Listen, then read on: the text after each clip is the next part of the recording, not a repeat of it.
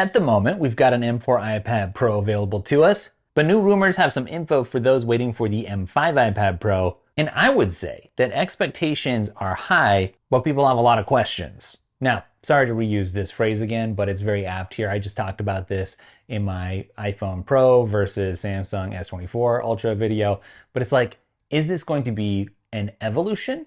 Probably. Versus a revolution? Maybe. A lot of the anticipation and excitement comes from the M5's AI capabilities. Like, people really want a new era for the iPad. I see a lot of people out there actually saying like, well, what's the point? Why bring the M5?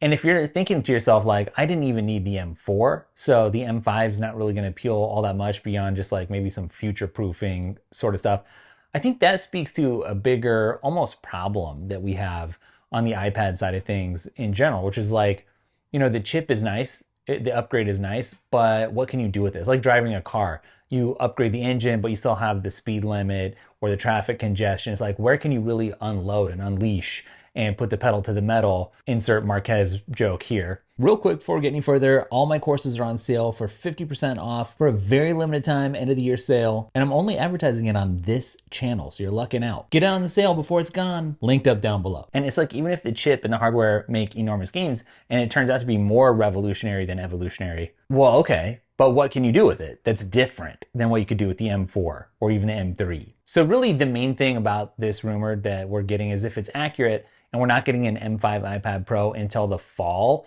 of 2025, then that just helps you with your planning, right? It's like, if you're thinking about getting an M4 right now, maybe this changes the math and you're like, well, I'm just gonna wait and see, I'll get by with what I have. Or maybe like, I can't wait that long and actually I need to pull the trigger right now.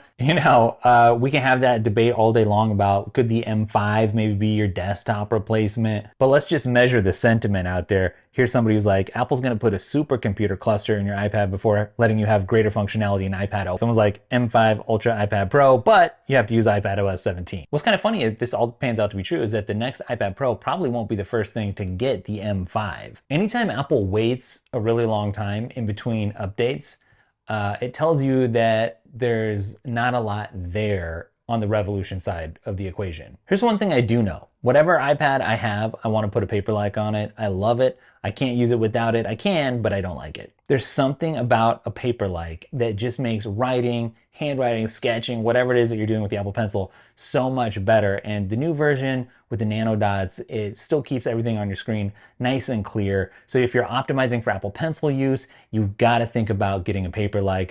That's linked up down below. So like the iPad mini just recently came out, and it was a long time since we had an update with the iPad mini. And I think a lot of people were disappointed that even after all the time, it still felt like an evolution rather than a revolution. And then you have people who are like, they appreciate it for what it is. And we probably are going to have something similar play out, I'm guessing, with this potential next cycle for the iPad Pro, where it's going to feel like, when you let things build up for a while, like a couple of years, especially when people have it in their head for whatever reason that there's a yearly upgrade cycle and that every year is just like a monumental upgrade. Apple's really kind of gotten away from the monumental thing yearly. But I think every time you have that gap, you're building up this anticipation as a company. And then if it is just iterative, like it's probably likely to be here, then that's when people get disappointed. Which is kind of funny because everyone likes the iPad really for like what it is on the hardware side right now.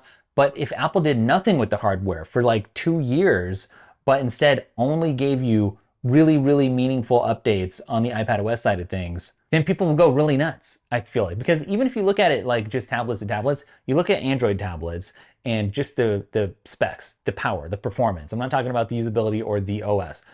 Apple's chip already basically outperforms all the Android devices. It's not really even about the hardware almost at this point. It's like, if you're looking at Android versus iPad, it's not about the hardware. It's really just more about what can you do with the hardware, and that comes down to the software mostly. And things like math notes, they're cool, but it's really like a niche feature that a lot of people aren't going to get a lot of use out of. Being able to update how your iPad looks, on the home screen, it's not a power user feature. It's not the kind of thing people have been clamoring for, really. I feel like the people who want the iPad to be so much more than it could be or is right now, those are the people who are unimpressed with just reskinning things and rearranging things It's like you have the same thing, but you can put it somewhere else. Okay, I want to have my same hardware, but get way more out of it. So all things being equal, are you planning on upgrading to the M5 iPad Pro? If so, why? If not, why not?